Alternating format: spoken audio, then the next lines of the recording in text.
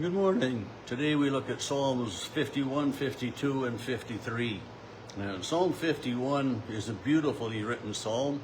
It's a psalm of repentance, lament. It's a psalm of asking God for forgiveness. King David wrote it after the prophet Nathan had come to him after his affair with Bathsheba, with the murder of Uriah thrown in. That was, he was killed in battle, but we know that it was David plotted it so that, he would be killed. And so it starts, have mercy, O God, according to your steadfast love, according to your abundant mercy, blot out my transgressions, wash me thoroughly from my iniquity, and cleanse me from my sin.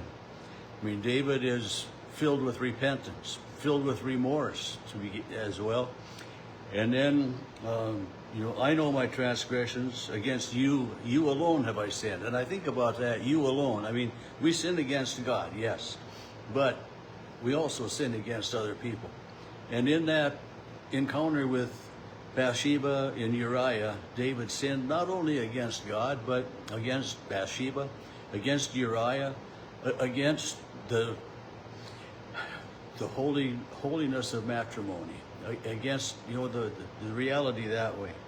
So it's we do sin against God for sure, but we also sin against others. And so just my little thought on that deal there. And he says in verse 6, you desire truth in the inward being, therefore teach me wisdom, purge me with hyssop.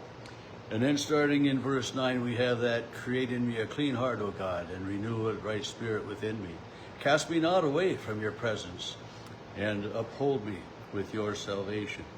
It's that, I remember singing that, so many different times during worship. Create in me a clean heart, O God. And it's just, we have those words from King David, understanding and remembering that he wrote them at a really low point in his life, at a point where he had sinned grievously against God and against Bathsheba, against Uriah, against so much that way. And he asks God to create in me a clean heart.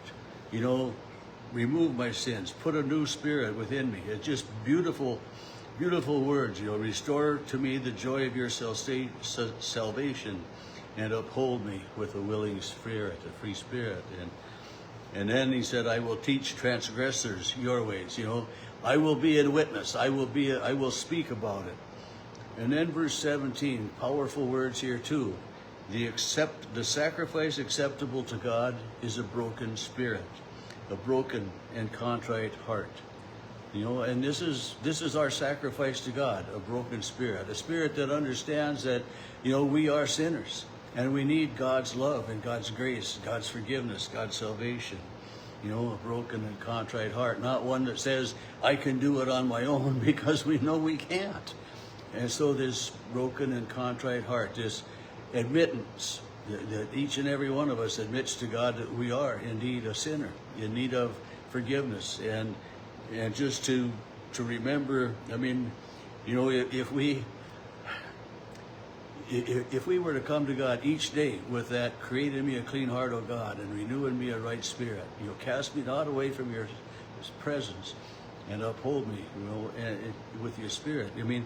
That's a beautiful prayer to ask each and every day. And it's a beautiful reminder for us each and every day that we need God's love, we need God's grace. And that would be a part of our having a broken and contrite spirit. Psalm 52, again, written by David, as is Psalm 53 when we get to that in just a minute, or two. He says, why do you boast, O mighty one, of mischief done against the godly? All day long you're plotting destruction. Your tongue is like a sharp razor, your worker of treachery. So David is accusing this person, and it happened when Saul was pursuing him, and David was seeking shelter in Abimelech's house, where Abimelech was, and this is reported then to Saul. And so that because Saul is searching for David to kill David. I mean, they're both appointed kings. To call Saul, we know that story, but David is trying to preserve his life, to try to just stay out of Saul's way. He isn't coming forward, since God has anointed him king. He's not coming forward in battle to destroy Saul or to try to overthrow Saul. David has utmost respect for Saul, but yet Saul is pursuing David. And so this psalm is written while a person has reported David's whereabouts to the king, so that the king might be able to come and do him in. He says in verse 5, God will break you down forever. He will snatch and tear you. He will uproot you, and the righteous will see and tremble. And so it's, you who do evil, God will know who you are, and God will watch out that way. And in verse 8, David says, I am like the green olive tree in the house of God. I trust in the steadfast love of God forever and ever. So the green olive tree is one that's alive and robust and growing and producing fruit. And David, says that this is who I am. I am the one that is growing in God's presence. I am being nurtured by God's love and by God's grace. And, he's going on that way. And, he says, I will thank you forever because of what you have done. In the presence of the faithful, I will proclaim your name. Speaking then to God this way of so much of what's going on, and reminding us that way as well. Psalm 53 is very similar to Psalm 14. Remember I commented on that, and I've got that written in my Bible, that it's very similar to Psalm 14. It's just a change of a couple words in there. But again, it's, fools say in their heart, there is no God. And, I really, truly believe that it's foolish.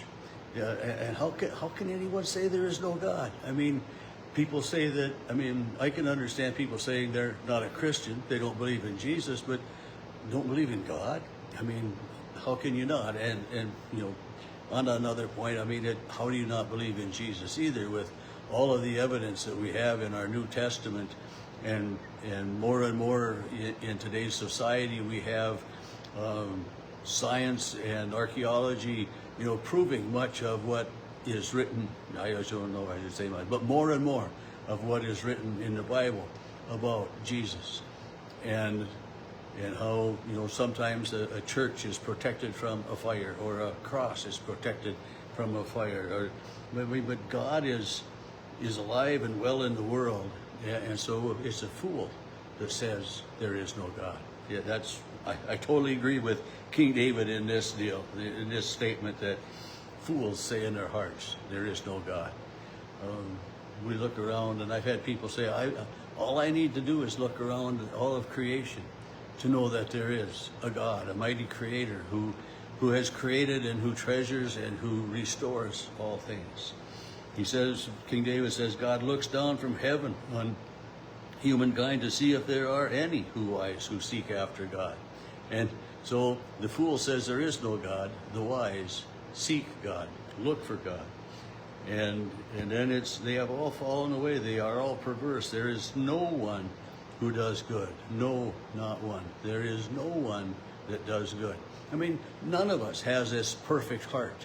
And I think that's part of what King David is saying, that no one has a perfect heart. No one is perfect in God's eyes. And we are only made perfect in and through Jesus Christ that way. Have they no knowledge, these evildoers who eat up my bread and do not call upon God?